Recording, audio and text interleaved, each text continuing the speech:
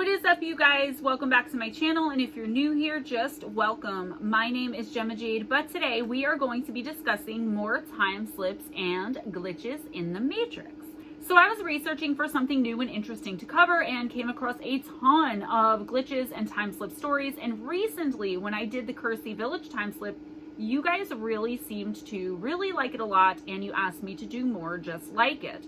I'm obsessed with time slip phenomenon, and I'm close to being able to cover the alleged and supposed simulation theory.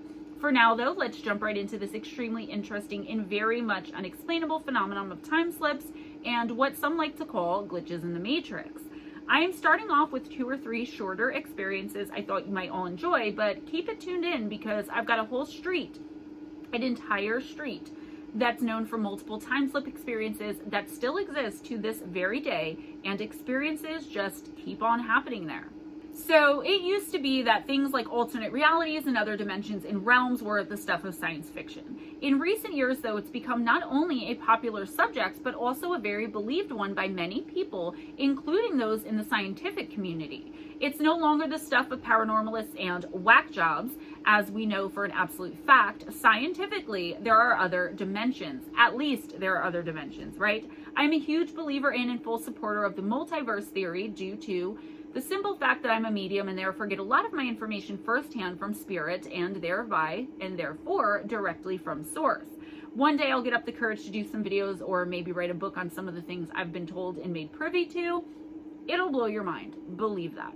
For now though, let's just start with a case in which another reality quite possibly shifted right into ours for just a little while. The person posted this years ago on the Mysterious Universe website. The woman who wrote the post said she was at work one day and was just chatting with another female co-worker while they were in the break room having their lunch.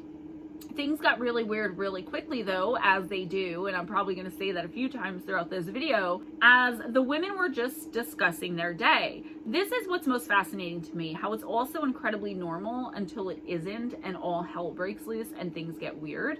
The woman explains as she's speaking about the female co-worker she's conversing with at the time this all takes place. Quote, "One thing she always carries with her is an orange water bottle. It was during this conversation she placed her orange water bottle on the table next to the table I was sitting at. She told me to keep an eye on it as she ran to the bathroom. A couple of minutes later, she emerged from the bathroom, took her water bottle, and told me she'd seen me up at the front of the store. I thought nothing about it.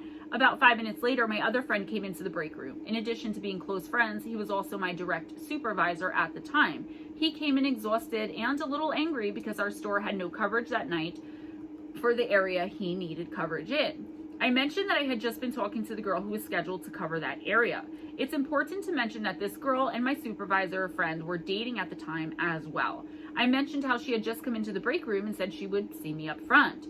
My friend instantly said that was impossible because she was not scheduled to work that night, hence the fact he had no coverage. I was very adamant that I had just had a solid 10-minute conversation with her, and he kept insisting she wasn't even there. I even went as far as to describe what she was wearing and the fact that she was carrying her orange water bottle, and even where she had placed her bottle down on the table next to me. It was then that my friend had mentioned something interesting. He said that every other time she was in the break room with someone, she always set her water bottle down at the same table that person was at and never at an empty table. Why wouldn't she set it down with me rather than the table next to me? I continued to insist I had spoken with her.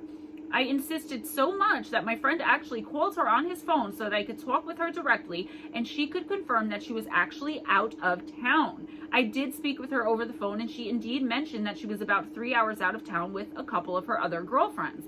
I even spoke to each of her other girlfriends that were there with her. The strangest part followed very shortly afterward. Another employee entered the break room for his lunch just as I had hung up the phone. He proceeded to say that he had overheard me having a full conversation with someone and he was walking up front to get his food.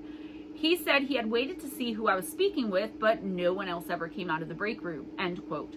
What in the world happened here? Could it have been a visitor from a parallel dimension, either knowingly or unknowingly making contact with someone from this dimension? Let me know what you think about that in the comments below, guys. A man named David Wilcox wrote an article talking about interdimensional visitor that was possibly summoned during an experiment doing something involving using magnetic fields on the human brain. It's all quite complicated, but I'm trying my best to simplify here. The alleged witness is a man named Jerry Decker, who told his story in an article he wrote entitled, quote, Dimensional Shifts, end quote.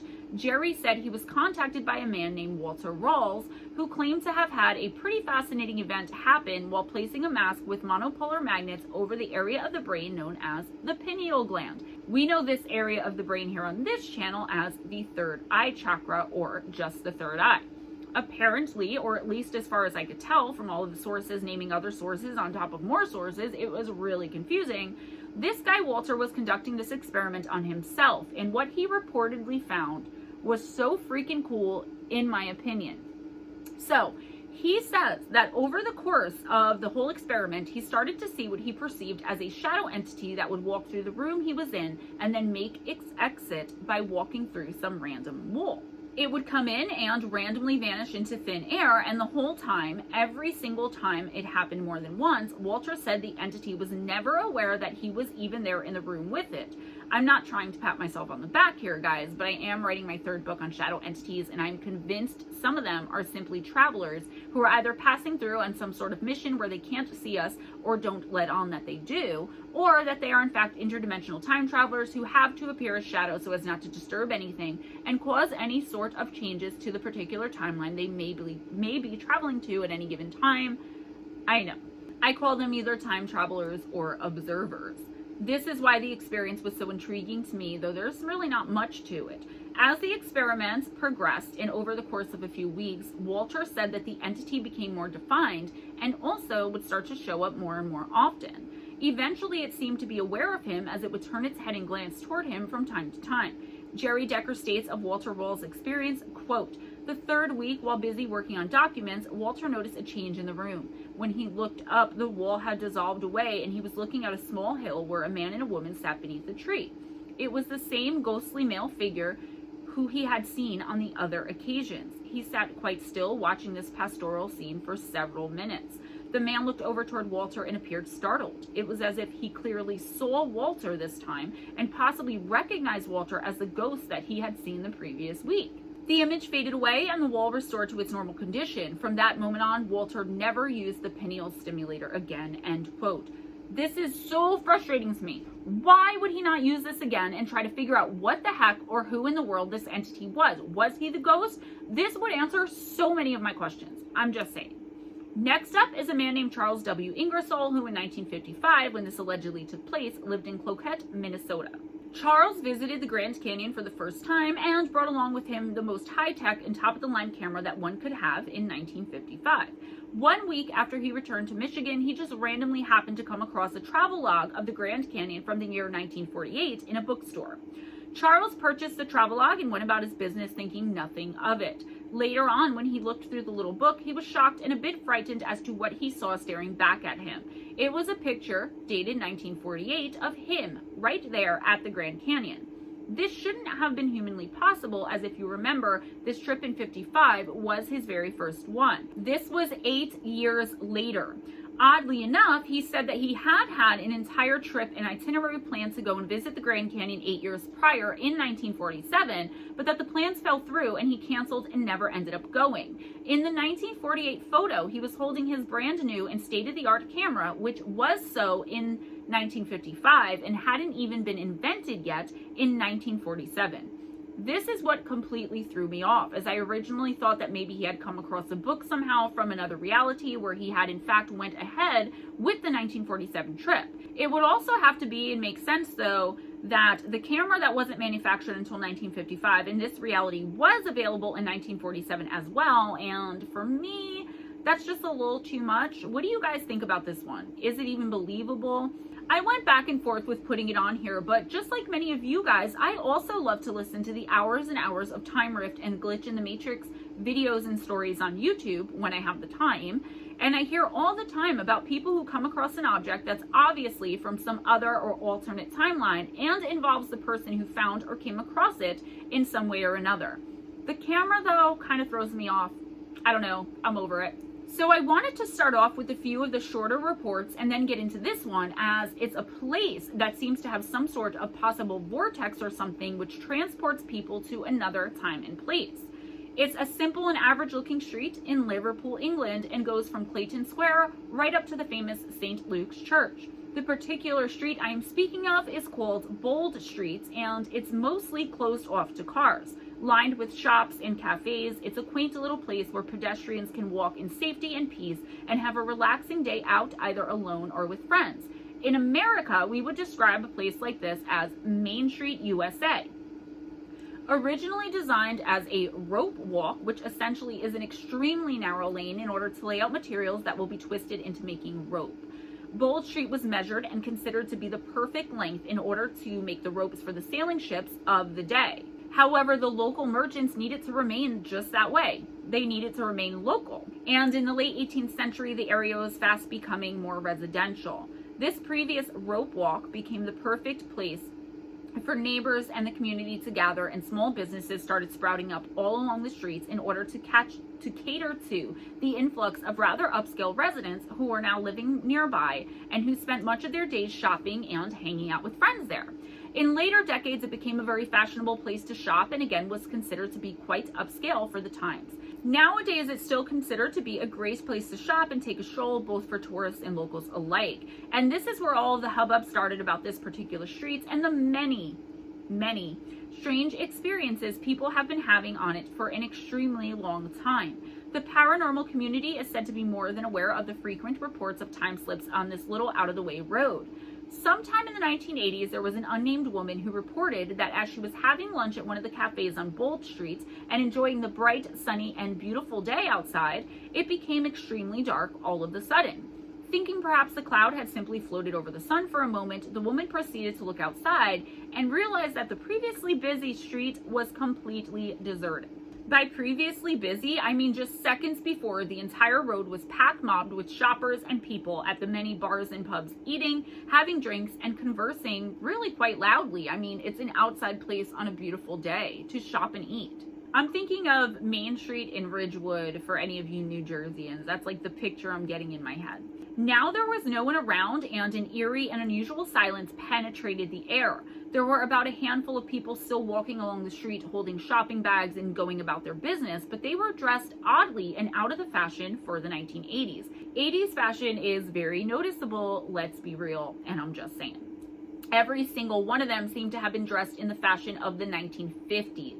As the obviously and understandably shocked woman looked around inside the cafe she was eating her lunch at, she realized the entire interior had also changed significantly and drastically. There was a man next to her who wasn't there just seconds before, and he was a rather dapper and debonair-looking German gentleman who was dressed in an exquisite suit in the 1950s fashion everyone else around her seemed to be wearing.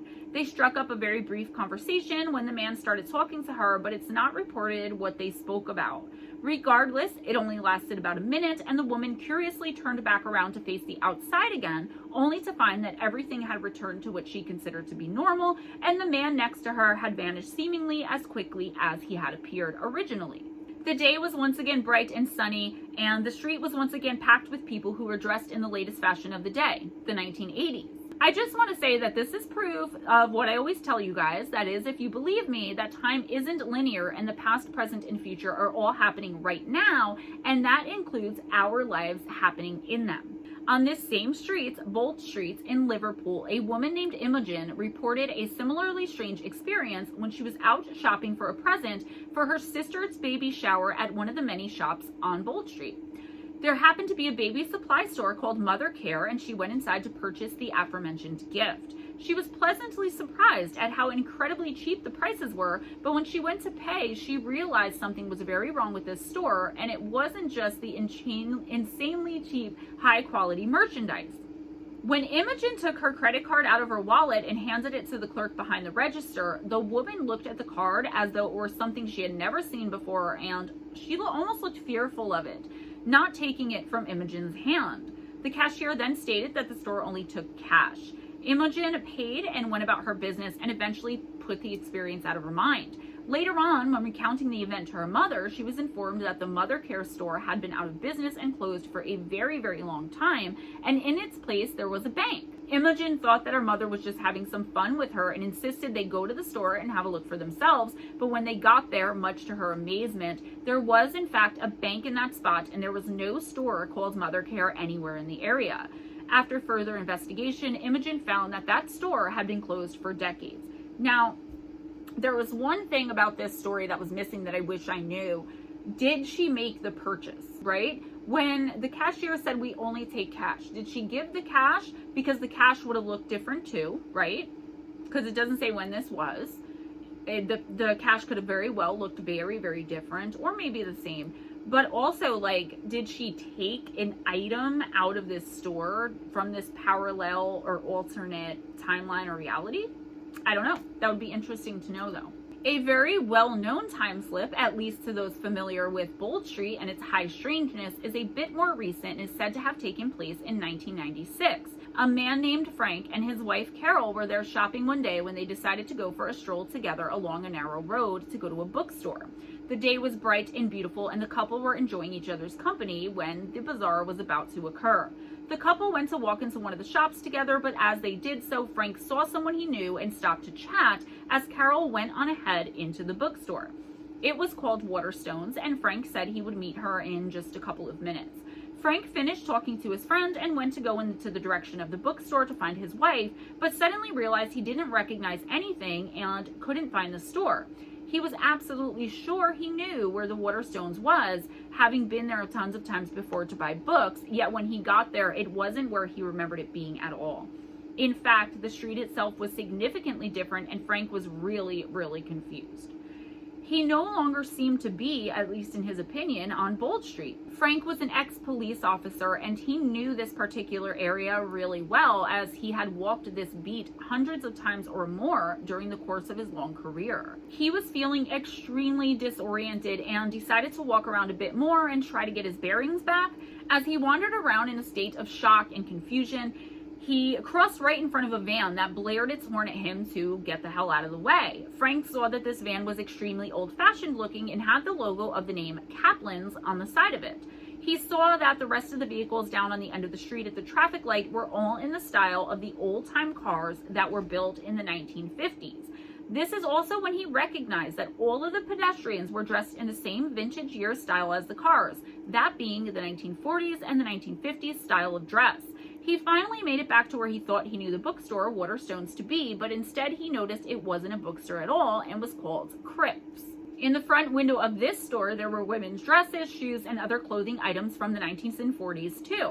By this point, Frank was starting to get pretty scared and nervous, as now he was sure something was wrong, but he couldn't quite place what it was.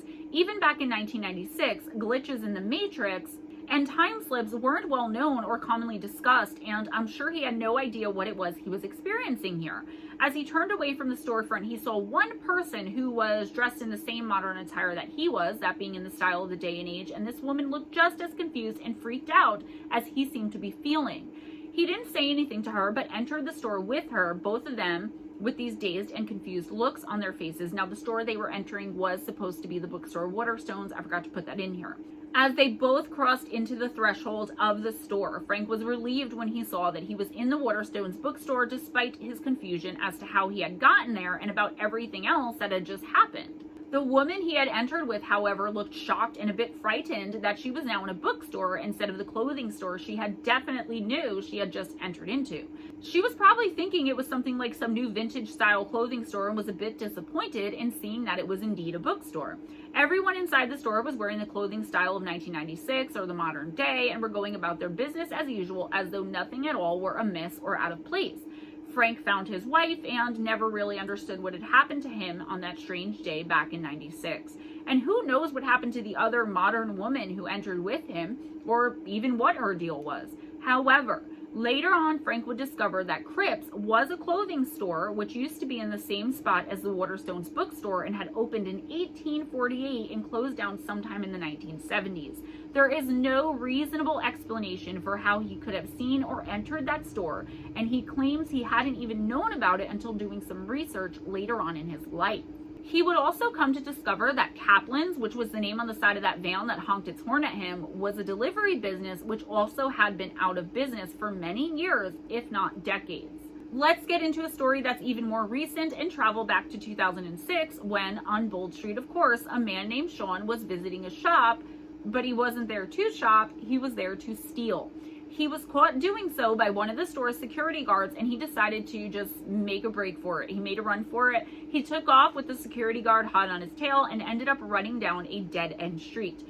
Figuring the jig was up, Sean turned around expecting the security guard to arrest him right there, only to find that the guard was nowhere in sight.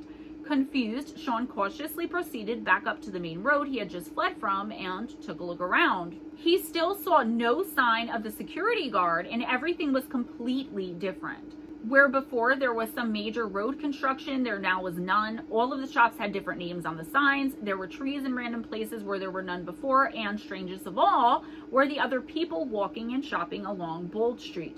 Every single one of them was dressed in 1960s style clothing. Sean kept walking up the main road, apparently dazed and confused. As he did so, he happened to pass a newsstand and saw a date on the paper was May 18th, 1967. He took out his cell phone only to have no signal or service, and at this point Sean started getting really scared and couldn't figure out what in the world was happening around him. He eventually entered a jewelry store called H. Samuel, possibly in an attempt to try and figure all this out. I'm not sure if he spoke to anyone while inside the store, but he later said that he turned and looked out the front windows of this jewelry store and saw that the entire street was in fact still stuck in the 1960s, but when he exited this jewelry store, everything was normal and had seemingly gone back to 2006 again. Sean looked at his cell phone and saw he once again had a signal, but he also saw what time it was, and that's when he realized that no time at all had passed from when he had gone down the dead-end street, expecting to be arrested the second he turned around, until he had now exited it and was back in his own time and place. So he makes a left or a right down this dead-end road and comes out of H. Samuel's. It's like that's what happened. So basically, time had stood still in 2006 as Sean went on this little time slip, alternate dimension or reality vacation. He was gone for at least 10 minutes or more. So this made everything make less sense now that it was the exact same time as it was when he had taken the wrong turn. As for the security guard who chased him that day, he would claim later that Sean just vanished into thin air right before his eyes, immediately before making the turn onto the dead end. The newspaper, the Liverpool Echo, actually investigated a bit of Sean's claims about that day. They found that the layout of shops that he had described to them was all allegedly as it was back in 1967, and it was accurate, and he knew where certain stores and things were that he would not have otherwise had any way of knowing. Even more recently, okay, I told you guys this is still going on, and if you live near Bold Street or can get there, I want you to go there, okay? I want you to go. In 2010, a young man claims that while on Bold Street, he had exited a shop and everything had changed, and all of it, including the people, looked like they were straight out of the 1950s. When this guy turned around, the store he had just left not more than a few seconds before had vanished completely and was also transformed altogether. He explained, quote, "I walked out of this clothes store and everything had changed on the street. Trees, bushes, the buildings, it's all different. Then I see that the people are wearing these old-fashioned clothes, looked like 1950s to me. I tried to rationalize this all somehow, but couldn't. It was a very surreal experience. I turned around to go back into the store, and the door wasn't there where I had exited, and the whole building was in fact different. I freaked out and went to where the door now was, leading into a totally different shop, and when I went in, it was all back to normal again. The door was back to where I had just been standing, and the street was the way it was supposed to be. I don't know what was going on there, but it freaks me out to this day," end quote. There are so many reports of people experiencing almost the exact same thing while conducting some form of business or another on this narrow little street in Liverpool that I could literally spend all day recounting them for you. Every single time the person reports having been somehow transported back to the 1950s or the 1960s. There are far too many of these reports for me personally to even consider that this is somehow every single one of these people having some sort of hallucination or with their minds playing tricks on them. Are they experiencing glitches or actually being transported to another time and place? Time is not linear, and therefore I feel like they're simply accidentally slipping into their other lives they're currently leading in this particular time frame. In my opinion, it could be something where they in their past itself from this specific time are perhaps doing the exact same thing, like going into the exact same store at the exact same time, and this could very well explain the reasonings for the slips. I'm not sure though, and obviously none of us can know for sure what's really happening or why. Why is it always this particular time period? I'm a huge history buff and wish most of the time that this is the exact time period that I was lucky enough to have been incarnated into this time. Obviously it wasn't, so for me, well, let's just say I am definitely going to be visiting this bold street, okay? And not in the far too distant future, if I can help it. I'll let you guys know how it turns out. Should I go to do that one day though and never return, just know I am happy in a simpler time and place, and then I'll never forget you. Seriously though, what do you all think's happening here? With all of the tourists as well as the locals and people who work there, despite how many accounts there are of this happening, when you think about all of the people on this street day in and day out, I have to wonder why these particular people. What do you guys make of it being this particular time frame too? Maybe there was some kind of government experimentation with time slips or time travel in this area back in this time and people are somehow being zapped. I wonder about the other way around too though. Like how many people on Bold Street for one reason or another back in the 1950s and 60s were transported to our insane timeline and were never the same again. Remember, if they reported it, then they could end up in an asylum, right? Something like that. I wonder if I dug deep enough if I could find somewhere reports of people in the 1950s and or 60s who claim they were transported to some strange and obviously future place while going about their business on Bold Street one random day.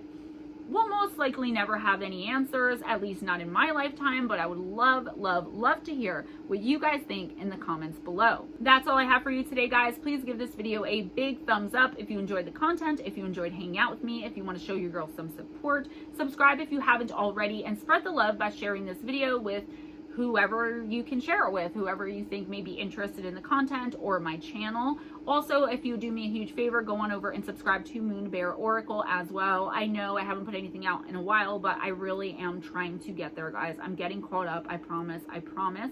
If you would like to purchase my book, Missing the Faith Theory, or mine and Steve Stockton's, now bestseller, thanks to you guys, Encounters with Evil, 101 True and Terrifying Stories, the links for those will be in the description box. There will be the Kindle and the paperback version of that, okay? If you would like an autographed copy of either one of those books, please hit me up at GemmaJadeParanormal@gmail.com before you make the purchase.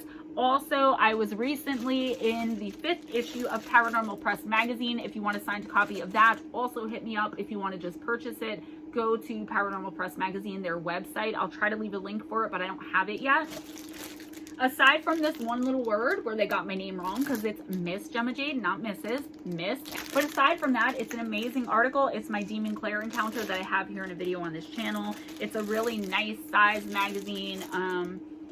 There's more photos of me in there. I will also sign one of these and send it to you if you're interested in that. Again, contact me. My email information will be in the description box. If you'd like to make a donation to the channel, I've got PayPal, Cash App, recently Varo.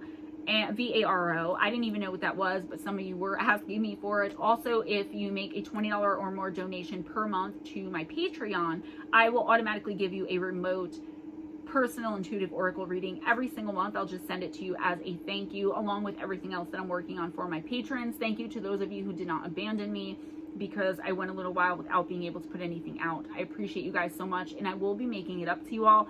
Also, my Amazon wish list gift link will be in the description box if you want to send me something. There's also a short video kind of explaining my manifestation sprays, my classes, my courses, the new professional website, not Etsy with merch, but the stuff that I make, these bracelets that are now available that I hand make, my manifestation sprays, my manifestation classes and courses, and whatever else with prices, the personal readings, the hour face-to-faces, anything, my spell jars. I mean, there's so much that I offer that I don't think a lot of you guys even know about. So stay tuned for that. I'm hoping to be able to get the professional to start working on it this week and have it out in another week or two. Other than that, be kind to each other, guys. It doesn't cost anything. Make sure to be kind to yourselves and never accept anything less than others being kind to you. Always go in grace, smile at a stranger, and I'll see you guys next time.